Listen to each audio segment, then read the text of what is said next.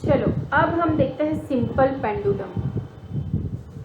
ठीक है, simple pendulum क्या होता है? एक आइडियल सिंपल पेंडुलम होता है जिसमें कि एक पार्टिकल होता है, उसको ऐसी स्ट्रिंग से बांधा जाता है या सस्पेंड किया जाता है, जो कि स्ट्रिंग कैसी होती है? मासलेस होती है, स्ट्रेच नहीं होता है उसमें, यदि हमने उस पर कुछ वेट यदि रखते हैं तो। मतलब ये सारी कंडीशन को कंसीडर करते हुए हम एक ऐसा बॉब लेते हैं जो कि मासलेस, ठीक है, और नहीं पार्टिकल ऐसा लेते हैं जो कि हैवी है, और एक स्ट्रिंग ऐसी लेते हैं जो कि मासलेस है और अनस्ट्रेच्ड है, मतलब स्ट्रेचेबल नहीं है, वो स्ट्रेच नहीं होगी। ठीक है, तो इस तरह से जो भी हम पेंडुलम तैयार करेंगे उसको हम एक आइडियल पेंडुलम बोलेंगे। ठीक, तो अब ये जो पेंडुलम है, इसकी जो मोशन है, पेंडुलम को हमको पता है कि ये मीन पोजीशन से दोनों साइड बराबर टू एंड फ्रो मोशन कर रहा है। ठीक है, तो ये जो मोशन है पेंडुलम की, हमें ये प्रूफ करना है कि ये जो मोशन है वो SHM होती है, ऑसिलेटरी होती है, सिंपल हार्मोनिक मोशन होती है। ठीक है, तो इसके लिए हमने कंसीडर किया एक ये बॉब, जिस स्ट्रिंग से जो एक मेटल पीस हम बांधते हैं, ठीक है, स्ट्रिंग से, उसे हम बॉब बोलते हैं। जो हैवी मटेरियल होता है वो स्फेरिकल बॉडी लेते हैं हम, उस स्फेरिकल बॉडी को हम बोलते हैं बॉब, और इसका मास हमने ले लिया है m। ठीक है, मास m है तो इसका वेट क्या हो जाएगा? mg। तो ये इक्विलिब्रियम पोजीशन में तो ऐसे है, और ये पूरा इसका वेट जो है वो डाउनवर्ड वर्क कर रहा है, और ये पूरा स्ट्रिंग को ही ये बैलेंस कर रहा है।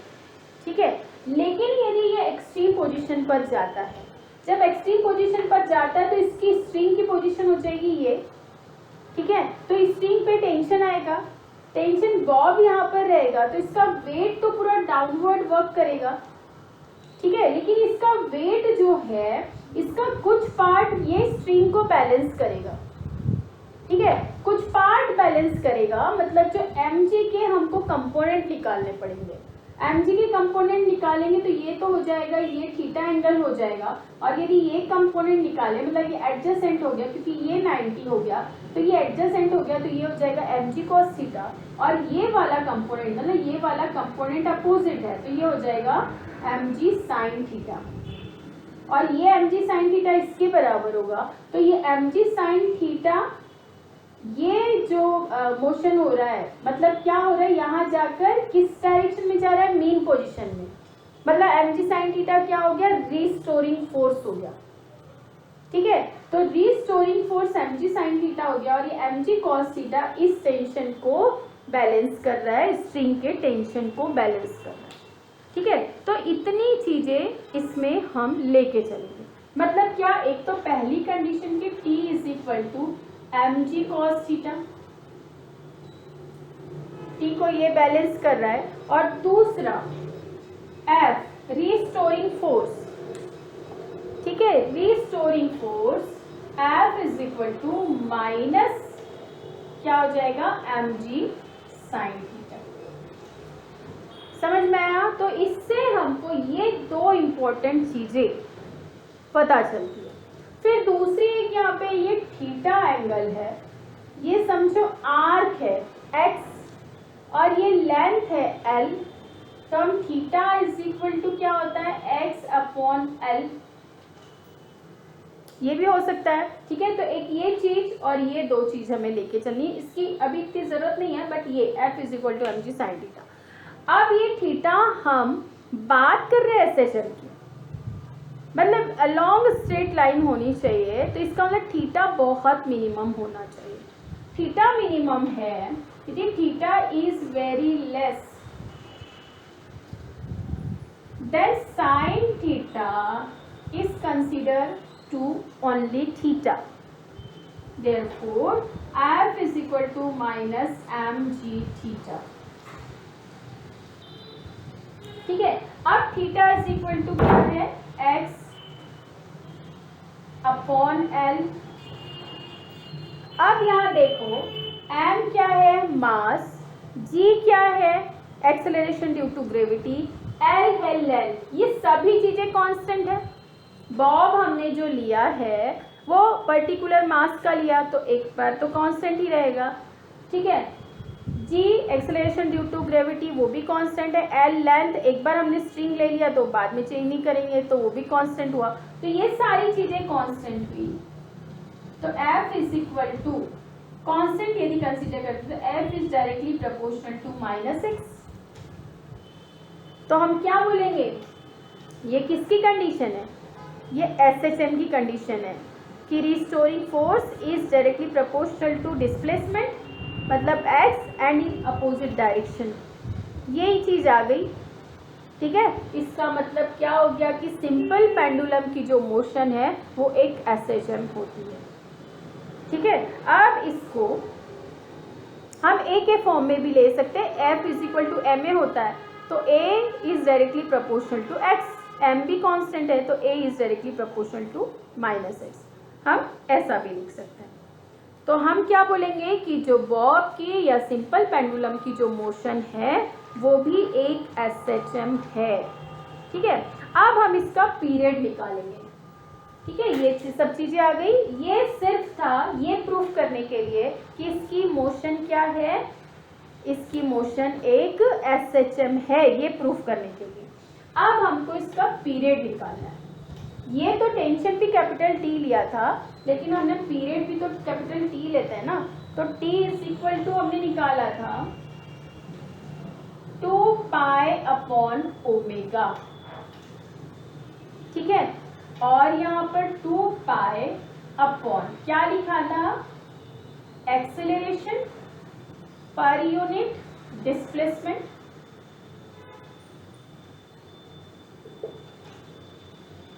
ठीक है।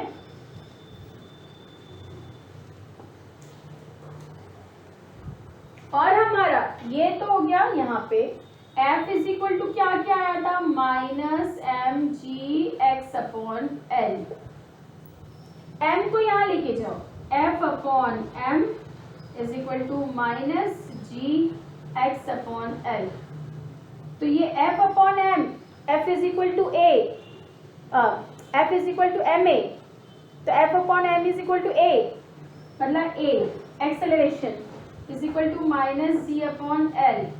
अब एक्सेलरेशन पर यूनिट डिस्प्लेसमेंट है, मतलब ये जो x है ये x को मैं यहाँ लेके जाती हूँ, तो ये हो गया एक्सेलरेशन पर यूनिट डिस्प्लेसमेंट, मतलब यहाँ क्या आ जाएगा gl। सिर्फ हम मैग्नीट्यूड लेते हैं, सिर्फ मैग्नीट्यूड लेते हैं तो क्या आ जाएगा g अपॉन l, तो क्या आ जाएगा यहाँ पे t is equal to 2 pi under root g upon l, तो t इज इक्वल टू क्या आ जाएगा 2 pi under root, small l नहीं कैपिटल L ही लेके चल रही हूँ ना मैं, l, तो l अपॉन g। ये हो गया सिंपल पेंडुलम का पीरियड। मैंने कहा था ना इसके पहले जो लेक्चर दिया था उसमें कि आपको पीरियड हर एक चीज के निकालने पड़ेंगे, सिंपल पेंडुलम का भी निकालना पड़ेगा। SHM का पीरियड आया था m upon k, 2 pi under root m upon k, और यहाँ पर क्या आया सिंपल पेंडुलम का t is equal to 2 pi under root l by g। तो पीरियड क्या हो गया, t is equal to 2 pi under root l by g, ये पेंडुलम सिंपल पेंडुलम का पीरियड, ठीक है। अब इसके बाद इसके अकॉर्डिंग हम क्या कह सकते हैं, ये जो पीरियड है हम क्या बोल सकते हैं, सिंपल पेंडुलम का period is directly proportional to under root of l, मतलब root of length of string of pendulum. इसको भी एक लॉ बोलते हैं, लॉ ऑफ सिंपल पेंडुलम, कि सिंपल पेंडुलम का period is directly proportional to root of length of string. ये एक लॉ हो जाता है, ये एक मतलब जिसे कंक्लूजन भी बोल सकते हो, और यही कंक्लूजन को इसमें लॉ बोला है। दूसरा हम क्या बोल सकते हैं, यहाँ पर कभी m नहीं दिख रहा है आपको, m दिख रहा है मास अब बॉब दिख रहा है, नहीं दिख रहा है, मतलब जो पीरियड है वो जो बॉब होता है, पेंडुलम होता है, उसके मास से इंडिपेंडेंट होता है, मतलब उसका मास का कोई फर्क नहीं पड़ता। यदि आपने 500 ग्राम का भी लिया, 1 kg का भी लिया, तो इसके जो पीरियड है उसमें कोई फर्क नहीं पड़ेगा, ठीक है।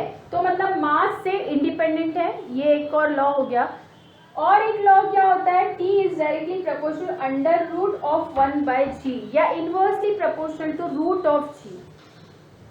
तो जो पेंडुलम का पीरियड होता है is inversely proportional to root of g, root of acceleration due to gravity, ठीक है।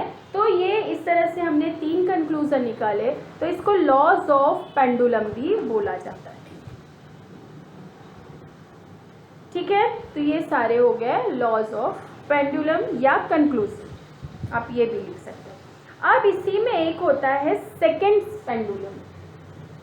आपको यहाँ तक समझ में आया? सिंपल पेंडुलम भी बहुत इंपॉर्टेंट है। यदि इसके लिए ये निकाला, यदि एक क्वेश्चन दिया कि आपको ये बताना है कि सिंपल पेंडुलम की मोशन SHM होती है, तो आपको प्रूफ करना है F is directly proportional to -x, जो इसके पहले बताया। डायग्राम करना ही है, डायग्राम बनाना है, डायग्राम का डिस्क्रिप्शन लिखना है कि आपने क्या क्या चीज़ लिया है, ठीक है। मास कितना है बॉब का, लेंथ क्या है, ये डिस्क्रिप्शन लिखना है आपको, ठीक है।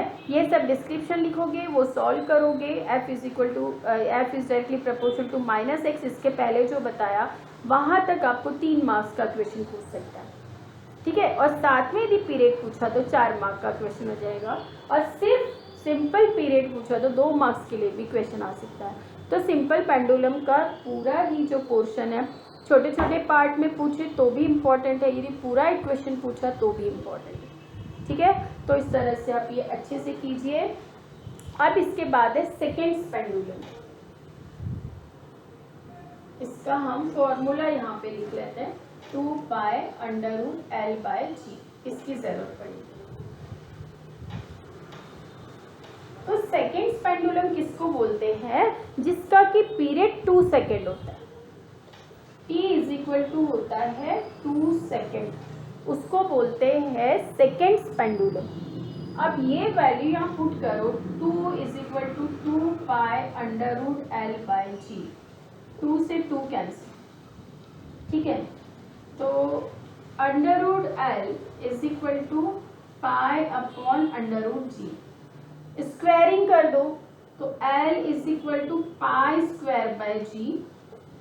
पाई की वैल्यू कितनी आएगी, 3.142 इंटू 3.142 अपॉन 9.8। इसको ऐसे मल्टीप्लाई करो तो 9.7 समथिंग आती है, तो हमको इसके अप्रोक्सीमेट समझ सकते हैं, तो इज इक्वल टू 1। तो L लेंथ है तो 1 मीटर, क्योंकि ये वैल्यू हमने 9.8 पुट किया है मीटर पर सेकेंड स्क्वायर, तो ये आ जाएगा मीटर में। तो हम क्या कह सकते हैं कि सेकेंड पेंडुलम की जो लेंथ होती है वो 1 मीटर होती है, या 1 मीटर लेंथ वाले पेंडुलम को हम क्या बोलेंगे, सेकेंड पेंडुलम बोलेंगे। दोनों चीज आप बोल सकते हो, ठीक है। ये कभी कभी आ जाता है कि सेकेंड पेंडुलम क्या होता है, या ऑब्जेक्टिव में आ सकता है, ठीक है। अब हम देखते हैं एंगुलर SHM। एक तरह से ये एप्लीकेशन भी हो गई SHM की। सिंपल पेंडुलम क्या हो गया, SHM का एप्लीकेशन। यदि आपको बोला एप्लीकेशन बताओ, या एप्लीकेशन पूछ लिया, तो आप ये नहीं सोचना कि मैं क्या लिखूंगी, हमने तो पढ़ा ही नहीं, एप्लीकेशन पढ़ा ही नहीं, ऐसा नहीं है। एप्लीकेशन सिंपल पेंडुलम ही SHM का एप्लीकेशन है, तभी तो हमने प्रूफ किया है कि उसकी जो मोशन है वो SHM होती है, ठीक है। तो अब है एंगुलर SHM, वो भी पढ़ेंगे, फिर उसका एप्लीकेशन भी एक पढ़ लेंगे।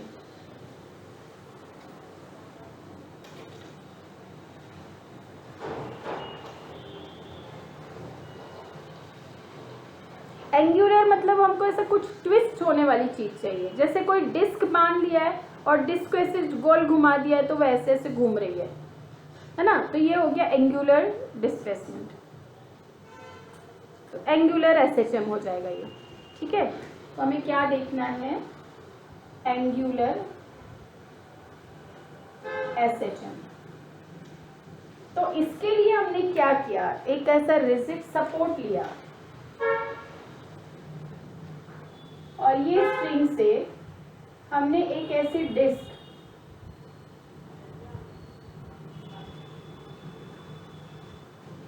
ये सेंटर है समझ लो, सेंटर है, तो इसको ऐसा करना पड़ेगा।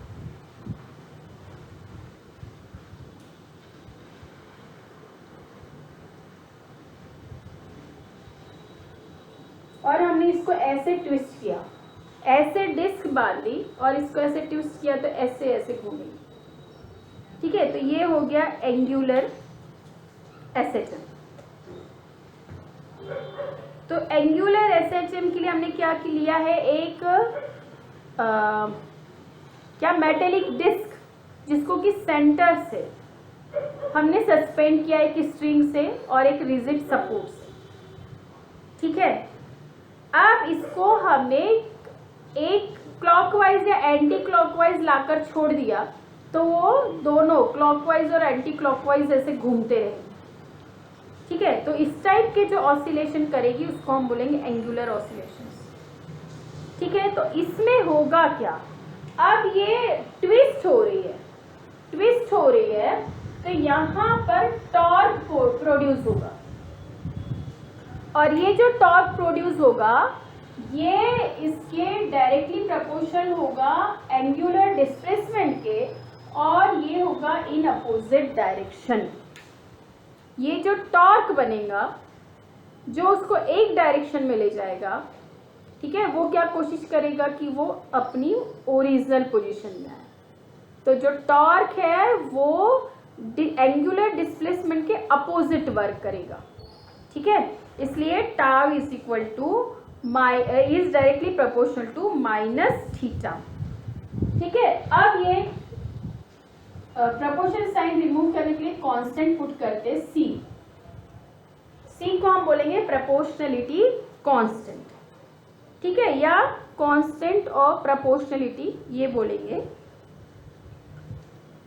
तो ये आ गया। अब हमको डेफिनेशन से पता है I इंटू एल्फा होता है, टॉर्क इज इक्वल टू क्या होता है, moment of inertia into acceleration, angular acceleration. ठीक है, अब हम इन दोनों को एक कर देते हैं, I alpha is equal to minus C theta, तो I is equal to minus C upon sorry alpha is equal to minus C upon I into theta. अब C क्या है, कांस्टेंट है, I है मोमेंट ऑफ इनर्शिया, वो भी एक particular disc है तो उसका मोमेंट ऑफ इनर्शिया कांस्टेंट ही होगा। ठीक है, ये इसका जो एक्सिस है वो सेंटर से जा रहा है तो उसके लिए डिस्क का जो मोमेंट ऑफ इनर्शिया होता है वो होगा, तो ये भी कांस्टेंट होगा। तो हम क्या लिख सकते हैं, अल्फा एंगुलर एक्सेलरेशन इज, अब इसको मैं थोड़ा सा ऐसे लिख देती हूँ एंगुलर एक्सेलरेशन को, क्योंकि मेरे से अल्फा और डायरेक्टली प्रोपोर्शनल दोनों सेम साइन बनते हैं, तो मैं इसको एक्सेलरेशन को ऐसे लिख रही हूँ, acceleration angular acceleration is directly proportional to theta, क्योंकि ये कांस्टेंट है और ये भी माइनस। तो क्या बोलेंगे हम, एंगुलर एसएचएम में जो एंगुलर एक्सेलरेशन होता है वो directly proportional to angular displacement होता है और इन अपोजिट डायरेक्शन होता है। ठीक है, तो इसी को हम बोलेंगे, जिसमें ये कंडीशन फुलफिल होती है वो होता है एंगुलर एसएचएम।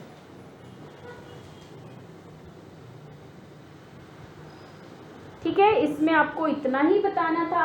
अब इसका पीरियड देखते हैं, तो t इज इक्वल टू क्या हो जाएगा, 2 पाई अपॉन ओमेगा ही है, तो 2 पाई अपॉन ओमेगा की जगह क्या लिखेंगे, वहां लिख रहे थे एक्सेलरेशन पर यूनिट डिस्प्लेसमेंट, यहां लिखेंगे एक्सेलरेशन कौन सा, एंगुलर एक्सेलरेशन पर यूनिट एंगुलर डिस्प्लेसमेंट।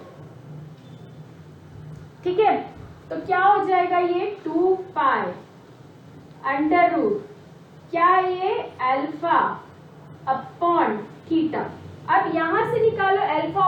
थीटा, तो alpha upon theta is equal to क्या आ जाएगा, माइनस सी अपॉन आई। यहाँ पुट कर दो c अपॉन आई, तो t इज इक्वल टू क्या हो जाएगा, 2 पाई अपॉन, ये माइनस नहीं रखेंगे, मैग्नीट्यूड बस रखेंगे, तो c अपॉन आई, तो क्या हो जाएगा 2 pi under root I upon सी।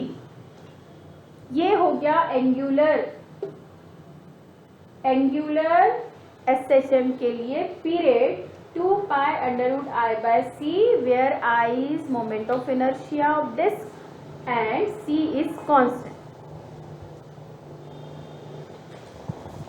ठीक, अब इसका एक एप्लीकेशन ये देख लेते हैं कि जब हम किसी मैग्नेट को magnetic field, uniform magnetic field है, उसमें एक मैग्नेट को हमने सस्पेंड किया, तो वो मैग्नेटिक फील्ड के कारण ऐसा ट्विस्ट होते रहेगा, बार बार ट्विस्ट होते रहेगा, ठीक है ना।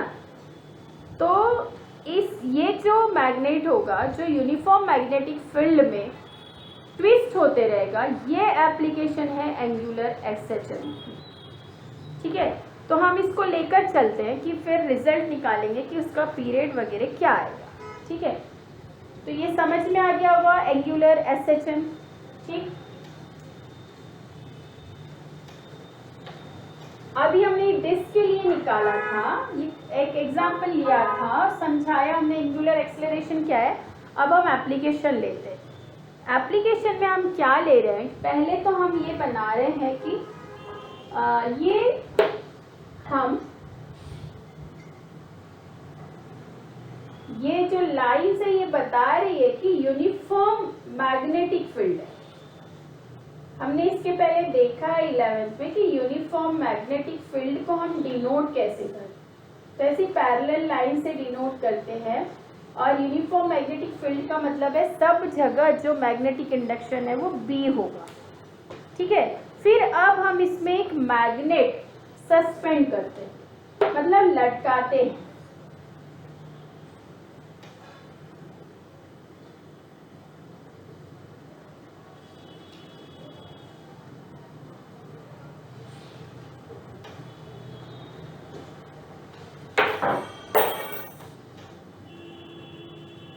ये ऐसा एक मैग्नेट लटकाया, ठीक है। और ये यहाँ पर इसके पोल्स हैं। अब यहाँ पे हमने स्मॉल m इसलिए नहीं लूंगी पोल स्ट्रेंथ, क्योंकि हमने मास भी m लिया है स्मॉल m, तो यहाँ पे हम ले लेते q, ठीक है। और इसको यहाँ सेंटर से ऐसे हमने सस्पेंड किया है,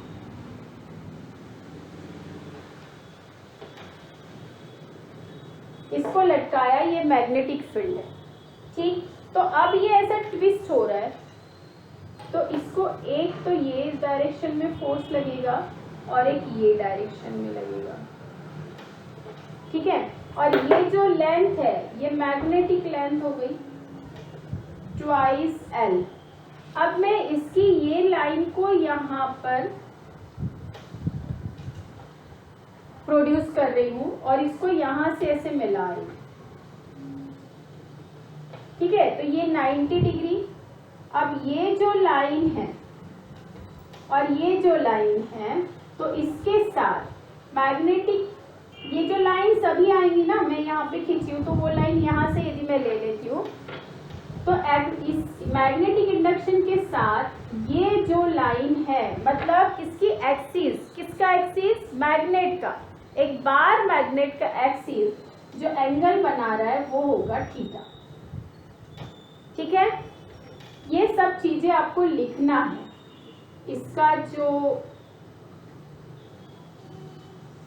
मैग्नेटिक लेंथ हो गया 2L, ठीक है। इसकी पोल स्ट्रेंथ हम ले लेते Q और माइनस Q। इस डायरेक्शन में पोल स्ट्रेंथ ये B है, यदि इसका मैग्नेटिक इंडक्शन, तो ये हो जाएगा QB फोर्स और इधर हो जाएगा minus QB force. Same force लेकिन अपोजिट डायरेक्शन में, तभी वहाँ कपल प्रोड्यूस होगा और तभी ट्विस्ट होगा वो और टॉर्क प्रोड्यूस होगा, ठीक है। तो इतनी सारी चीज़ें हमको लेके चलनी है। ये S पोल, ये N पोल, और ये जो प्रोड्यूस किया लाइन यहाँ P दे देते हैं, SNP। ये ट्राइंगल एक फॉर्म हो रहा है, ठीक है। अब यदि मैं यहाँ लेके चलूँ तो टाउ इज इक्वल टू निकलता है, ये 11th में पढ़ चुके हैं, थोड़ा पेन में ink, tau is equal to m b sine theta, ये आया था। m की जगह यहाँ आपकी बुक में लिया है म्यू, क्योंकि m बहुत जगह मास भी ले लिया है, ठीक है। तो यहाँ म्यू मैग्नेटिक डायपोल मोमेंट ही है।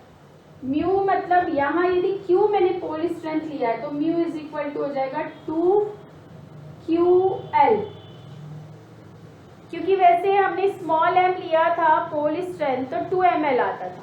पोल स्ट्रेंथ यहाँ हमने ले लिया q, क्योंकि इस बुक में ना, नई बुक में अब क्या किया है, हर जगह ऐसे कंफ्यूज नहीं किया नोटेशन को, नोटेशन अलग अलग ही लिया है। जहाँ एक जगह वो नोटेशन यूज हो गया वो दूसरी जगह यूज नहीं कर रहे। जैसे इसके पहले बुक में क्या होता था, एम्पलीट्यूड स्मॉल a लेते थे और एक्सेलरेशन को भी a डिनोट करते थे, तो बड़ा कंफ्यूज होता था। अभी ये नई बुक में क्या किया है, एक्सेलरेशन को स्मॉल a से डिनोट किया है, तो एम्पलीट्यूड को कैपिटल A से डिनोट किया है, तो आपको कंफ्यूजन ही नहीं है कि कौन सी चीज़ क्या है। वैसे ही यहाँ पर स्मॉल m लिया नहीं, क्योंकि स्मॉल m हमेशा मास ले रहे हैं हम, तो इसलिए यहाँ पर उसकी जगह q ले लिया, ठीक है। तो कंफ्यूज नहीं होना, कैपिटल M की जगह म्यू ले लिया, तो इसको हमने क्या बोला है, magnetic moment, magnetic dipole moment है ये म्यू, और ये 2ql उसकी वैल्यू, ठीक है। तो ये होता है टाउ, ये फॉर्मूला हमने 11th में ही निकाला था। अब फिर हम कहते हैं कि जो थीटा है, जब हम एंगुलर एक्सेलरेशन ले रहे हैं, मतलब यदि एसेशन ले रहे हैं, तो थीटा बहुत कम होता है, तो थीटा कम होने, theta is less then sine theta is approximately two theta, ठीक है। हम ये लेके चल रहे हैं, ये लेके चल सकते हैं, तो यहाँ पर क्या हो जाएगा, tau is equal to mu b theta, ठीक है। दूसरा हमने लेके चला था tau is equal to I alpha, put करो तो I alpha is equal to mu b theta, और ये चीज क्या है, वैसे तो माइनस है, यहाँ पर ये माइनस आना चाहिए क्योंकि अपोजिट डायरेक्शन में टॉर्क जो है वो अपोजिट डायरेक्शन में होता है, तो ये आना चाहिए। अल्फा इज इक्वल टू क्या हो जाएगा, minus mu b upon I into theta, फिर से ये सब चीजें कांस्टेंट है। बी हम यूनिफॉर्म वो लेके चल रहे हैं, induction, magnetic induction, uniform magnetic field है, तो वो भी कांस्टेंट हो गया। म्यू किसी ये बार मैग्नेट, उसका डायपोल मोमेंट, वो भी कांस्टेंट होगा। आई मोमेंट ऑफ इनर्शिया है उसका, तो वो भी कांस्टेंट होगा, ठीक है। तो ये चीज कांस्टेंट हो गई, तो हम क्या लिख सकते हैं, alpha is directly proportional to minus theta, alpha is directly proportional to minus theta. इससे क्या प्रूफ हो गया कि ये जो मोशन है, magnet suspended in uniform magnetic field, इसकी जो मोशन है वो कैसी है, SHM है, ये प्रूफ हो गया। अब हम इसका पीरियड निकालें तो पीरियड क्या आ जाएगा, T is equal to 2 pi under root acceleration पर यूनिट डिस्प्लेसमेंट, एक्सेलरेशन पर यूनिट डिस्प्लेसमेंट यहां से निकाले तो alpha upon theta is equal to minus mu b upon I, minus नहीं पुट करेंगे तो क्या आ जाएगा यहाँ पे, म्यू बी अपॉन आई, ठीक है। तो T इज इक्वल टू क्या आ जाएगा, 2 pi under root I upon mu B, आ गई ये value, T is equal to 2 pi under root I upon mu B. ये हो गया एंगुलर SHM का पीरियड। मैंने कहा था, फिर से बोल रही हूँ, सबके पीरियड अलग अलग आते हैं, तो आपको ये T की वैल्यू 2 पाई कॉमन है, अंडर रूट के अंदर जो वैल्यू है वो अलग अलग, तो आपको ये ध्यान रखना है। समझ में आया? तो ये था एंगुलर एक्सेलरेशन, एंगुलर एसएचएम का एक एप्लीकेशन समझ लो। ठीक है, यदि एप्लीकेशन पूछा तो आपको ये बताना है, इसलिए बताना पड़ा कि ये एप्लीकेशन है। ठीक है, यदि डायरेक्ट ऐसा क्वेश्चन किया जो है वो बुक में आपकी तो चलेगा ही, आप कर ही लोगे, लेकिन ऐसा पूछ लिया कि एंगुलर एसएचएम का एप्लीकेशन लिखो या एक्सप्लेन करो, तो आपको ये एक्सप्लेन करना है। समझ में आया? एग्जाम्पल पूछ लिया तो एग्जाम्पल में भी आपको ये ही लिखना है। ठीक, तो यहाँ पर आपका ये जो सिलेबस है वो कंप्लीट होता है, और जो कुछ आपके बुक में है और मैंने नहीं पढ़ाया वो डिलीटेड है, इसलिए नहीं पढ़ाया। जैसे ग्राफिकल रिप्रेजेंटेशन था मेन पोजीशन से, और वो भी डिलीटेड है। सर्कुलर फॉर्म में आपको एसएचएम बताना था, वो भी डिलीटेड है। ठीक है, और इसके बाद डैम्ड ऑसिलेशन है, वो भी डिलीटेड है। तो वो चीज़ें मैंने आपको यहाँ पर नहीं बताया। तो जो कुछ मैंने छोड़ा है ना वो डिलीटेड है, आपको स्टेट बोर्ड के एग्ज़ाम में नहीं आएगा, तो आपको इतना करना है। ठीक, अब इसके बाद जब अगला वीडियो मैं भेजूँगी या तुम्हें दूंगी तो उसमें होंगी एक्सरसाइज। चैप्टर यहीं तक था और ये चैप्टर यहाँ मैंने कंप्लीट किया। ठीक है, चलो बाय। अच्छे से देखना वीडियो, सारे रिपीट करके देखना।